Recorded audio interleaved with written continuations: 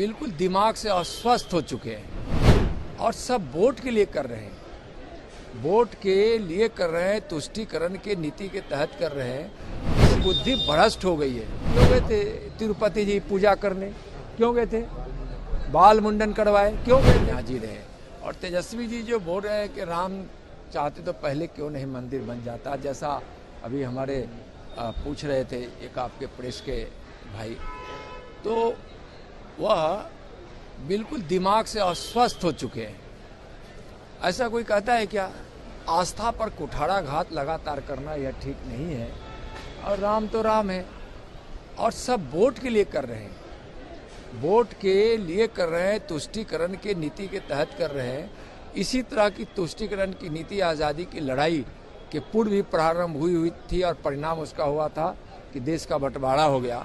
इस तरह के विभेद पैदा करने वाले लोग, भी पता नहीं कि राम तो इस देशवासियों के आस्था के केंद्र है, मर्यादा पुरुषोत्तम है, उनके आदर्श पर लोग अपने जीवन को चलकर सफल बनाता है, धन बनाता है। इनकी बुद्धि भ्रष्ट हो गई है।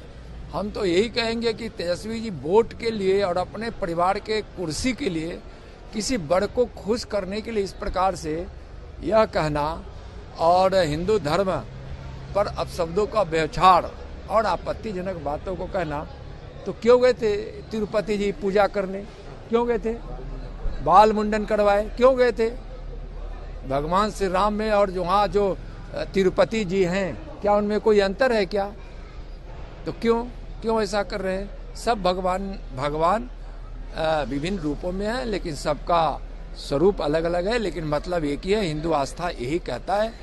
तेजस्वी जी, आप वोट के चलते आप इस तरह हिंदुओं के साथ, हिंदू भाइयों बहनों के साथ, राम भक्तों के साथ आप इस प्रकार से मजाक न करें, आपको महंगा पड़ेगा और आपको जरूर अफसोस होता होगा कि हम गलत बोल रहे हैं। तो एक बार भगवान श्री राम के मंदिर में जाकर माथा टेकिए, तब आपको अंदाज लग जाएगा कि भगवान श्री राम का मतलब क्या है, उनका महत्व क्या है।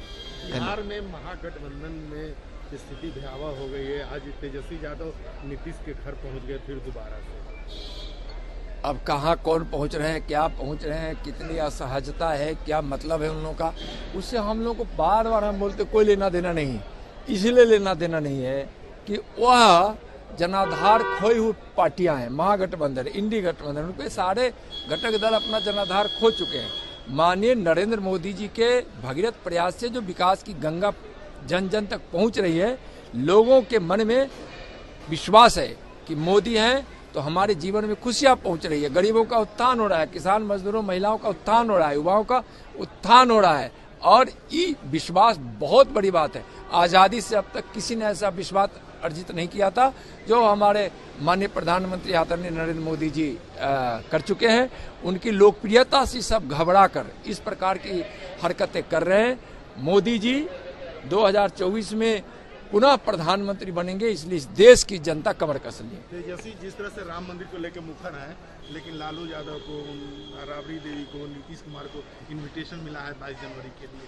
देखिए, राम जन्मभूमि ट्रस्ट आमंत्रण देने का काम करती है और आमंत्रण जिनको जिनको मिला है तो उनको जाना चाहिए। इस तरह से जाना ना जाना उनका निजी विषय है, उनके मन की बात है, उनकी आस्था और विश्वास की बात है। अब क्या है वह तो नहीं कर सकते, लेकिन आमंत्रण तो राम जन्मभूमि ट्रस्ट दे रही है, आमंत्रण दिए।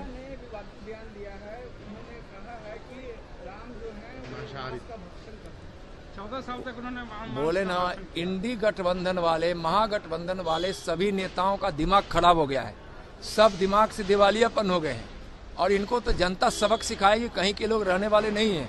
इस तरह से हिंदू देवी देवताओं पर मजाक करना बड़ा महंगा पड़ेगा इन लोगों को। ये महागठबंधन, इंडी गठबंधन, गमटिया गठबंधन का में प्रतियोगिता है कि कौन पार्टी के कौन नेता कितना ज्यादा हिंदू को गाली दे, इसकी प्रतियोगिता ये लोग लगा रखे हैं और एक वोट को खुश करने के लिए कर रहे हैं। तो बाकी लोग भी देख रहा है, वैसे लोग भी देख रहे हैं जिनका भगवान राम कृष्ण और में आस्था है, गीता रामायण में आस्था है, वेद पुराण में आस्था है, वैसे लोग भी देख रहे हैं कि उनके देवी देवताओं का और उनके वेद पुराणों का, रामायण महाभारत का किस प्रकार से अपमान हो रहा है और गालियां दी जाए, वो लोग देख रहे हैं, इनको पता चलेगा। कब लौटना है?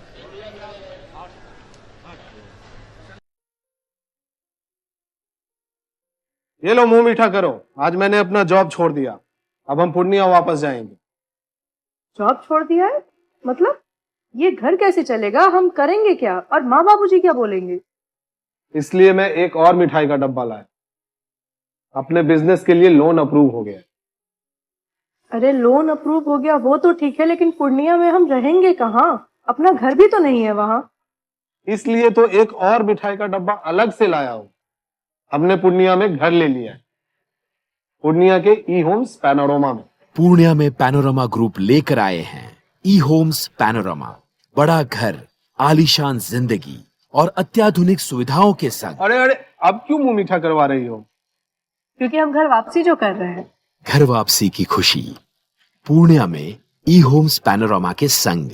ई Homes Panorama, luxurious lifestyle redefined.